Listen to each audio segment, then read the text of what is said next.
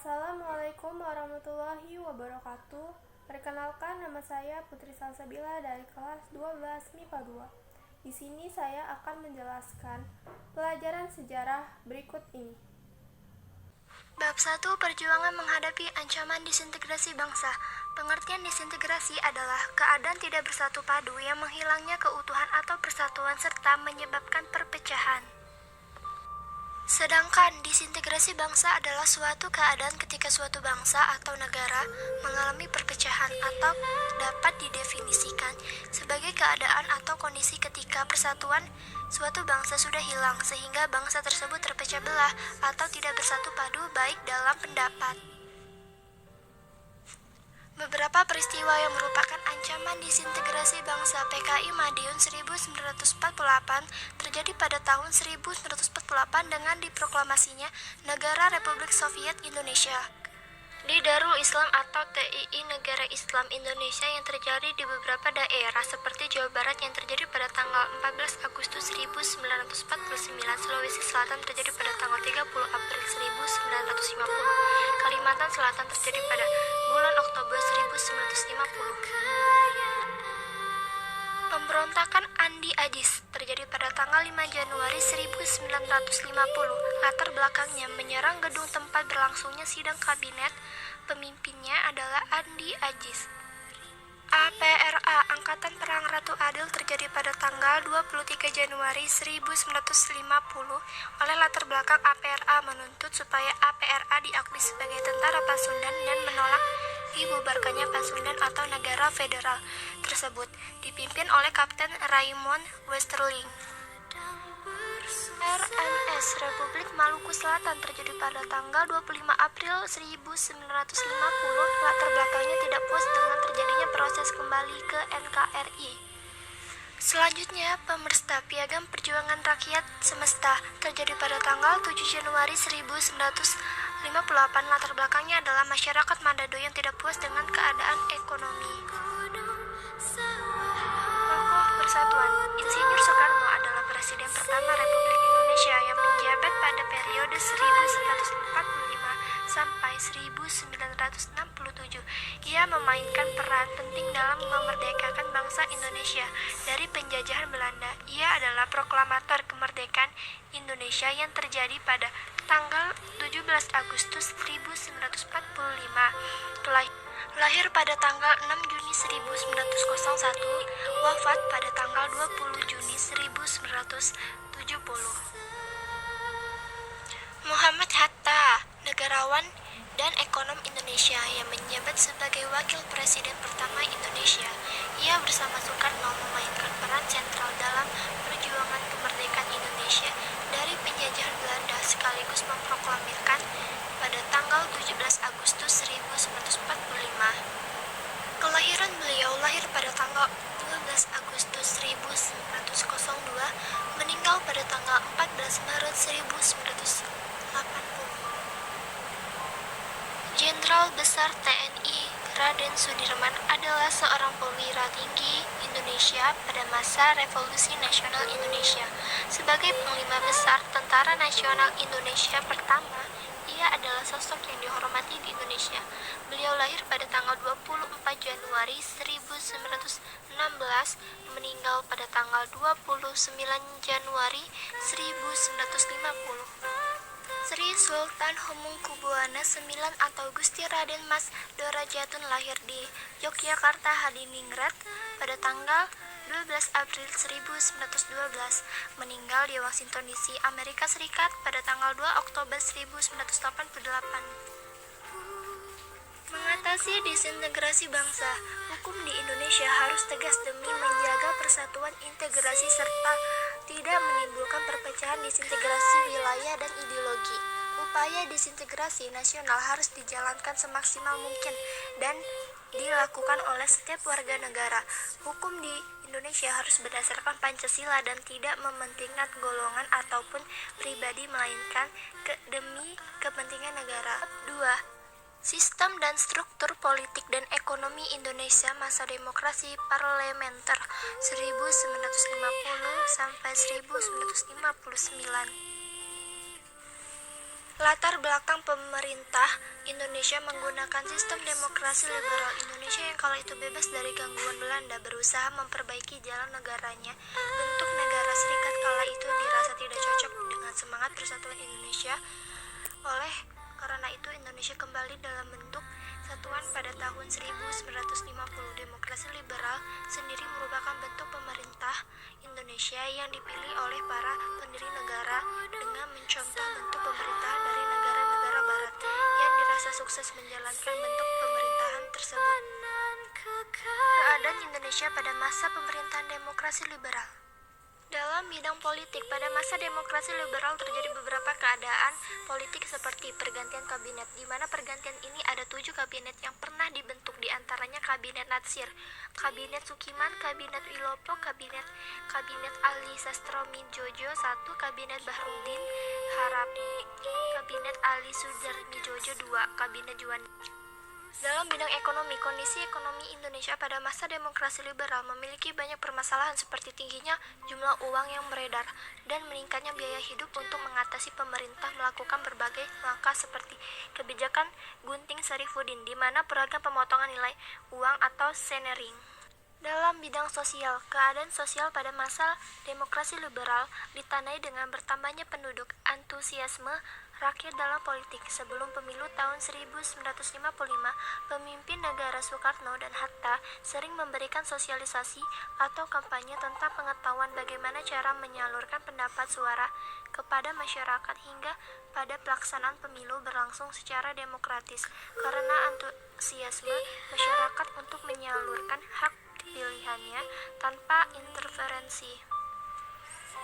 Dalam bidang budaya, penyempurnaan ejaan bahasa Indonesia, perkembangan sastra pada masa demokrasi liberal mulai muncul beberapa sastrawan lokal. Pertahanan keamanan Indonesia pada saat itu terganggu karena adanya pemberontakan yang terjadi seperti pemberontakan DIY-TII.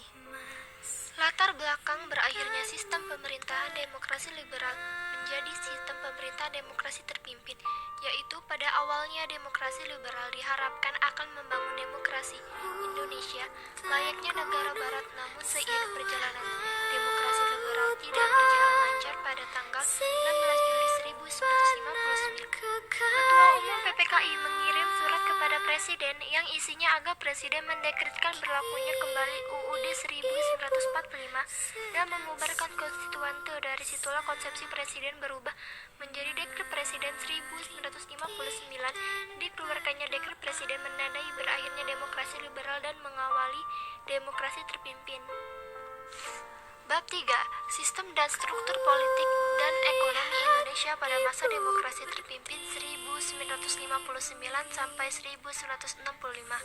Latar belakang Dekret Presiden 1959 dilatar belakangi oleh kegagalan Badan Konstituante untuk menetapkan undang-undang baru sebagai pengganti UUD 1950. Anggota Konstituante mulai bersidang pada 10 November 1956, tetapi pada kenyataannya hingga tahun 1958 belum berhasil merumuskan UUD yang diharapkan. Sementara di kalangan masyarakat, pendapat untuk kembali kepada Undang-Undang 1945 semakin kuat.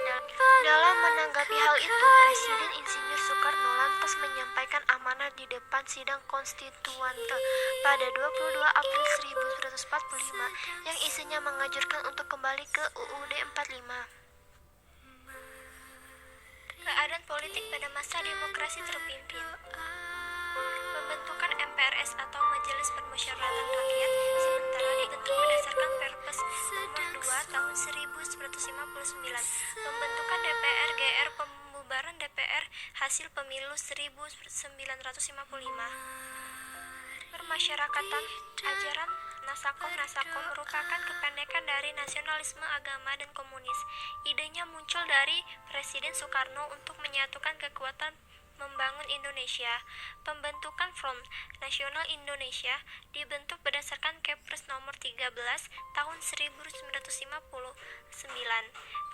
Pembubaran Masyumi dan PSI pada tanggal 17 Agustus 1960. Pemerintah membubarkan Partai Masyumi dan PSI. Ekonomi. Pembentukan Badan Perencanaan Pembangunan Nasional atau BPENAS, penurunan nilai uang atau devaluasi, kenaikan laju inflasi, deregulasi ekonomi atau dekom, meningkatkan perdagangan dan perkreditan luar negeri, pembentukan Komando Tertinggi Operasi Ekonomi atau KOTOE dan Kesatuan Operasi KOSEP, peleburan bank-bank negara.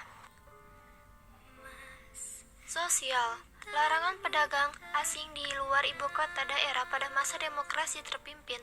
Terjadi konflik antar pedagang asing terutama Cina. Kerusuhan di Jakarta, konfrontasi Indonesia, Malaysia membuat kondisi sosial menjadi kacau.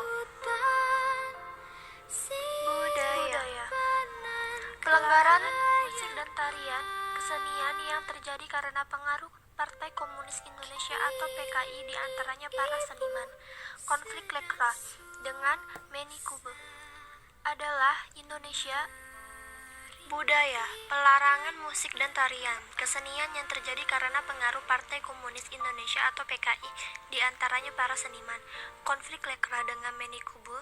Dalam bidang kebudayaan terdapat konflik Lekra dan Menikubu. Pertahanan dan keamanan.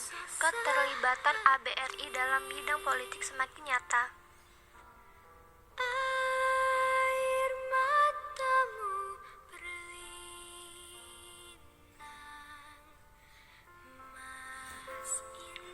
Sistem dan struktur politik ekonomi Indonesia pada masa Orde Baru 1966 sampai 1998. Latar belakang.